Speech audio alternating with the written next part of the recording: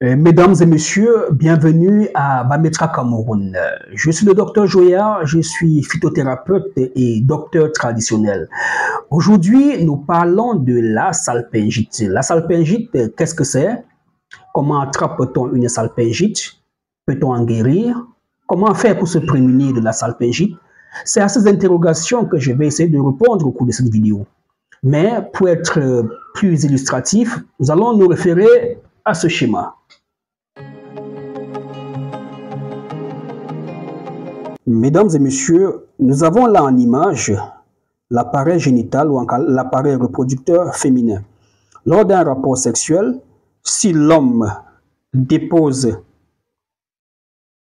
du liquide biologique, ça peut être que le sperme ou les sécrétions lors des rapports sexuels ici, et que ces sécrétions sont infectées, les bactéries vont commencer à attaquer le col, provoquer une cervicite, inflammation du col, vont rentrer au niveau de l'utérus, chercher la direction des trompes pour aller se cacher parce qu'ici tout le temps il y a les règles qui sortent.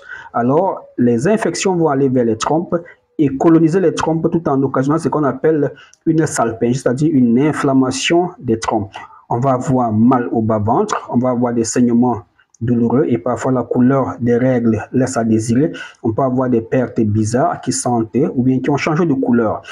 Alors, la salpingite, c'est l'inflammation de ces trompes qui, malheureusement, se solde souvent par une obstruction, c'est-à-dire les trompes se bouchent, ça se bouche là et là.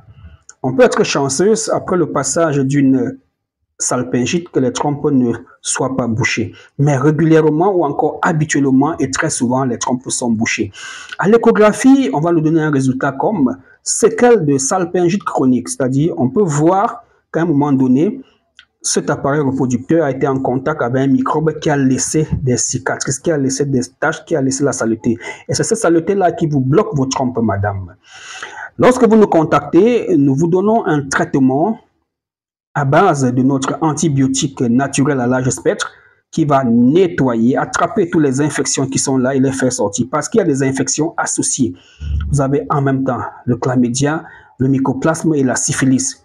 Et lorsque une infection part, l'autre s'installe. Donc notre antibiotique aura pour rôle de nettoyer toutes les infections, tous les micro-organismes qui peuvent nuire à votre appareil génital. Ensuite, comment faire pour que la saleté qui est à l'intérieur des tuyaux là puisse sortir? À l'hôpital, on vous fera une insufflation, une hydrotubation, mais nous, en médecine traditionnelle, on va déposer l'ovule ici dans le vagin.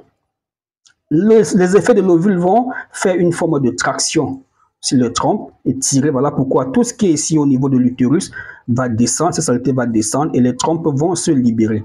Nous donnons 3 ovules à une patiente lors d'un traitement. Chaque fin de règle, elle introduit un ovule. Chaque fin de règle, ovule, ovule, ovule. Et après, elle associe à des remèdes à boire, des remèdes à puger. Alors, mesdames et messieurs, contactez-nous par WhatsApp. Prenez le numéro qui s'affiche au bas de votre petit écran. Nous allons vous consulter. Envoyez-nous votre échographie, votre radio de trompe.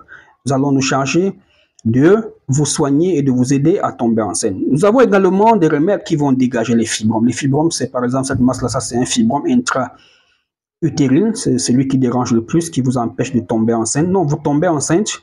D'accord, parce que les spermatozoïdes vont monter en dessous de la trompe, vous tombez enceinte, mais dès qu'il y a nidation, ce fibrome va faire sortir. Alors, abonnez-vous et regardez les vidéos sur les fibromes et comprenez, vous verrez même des témoignages des dames qui ont été guéries. À bientôt.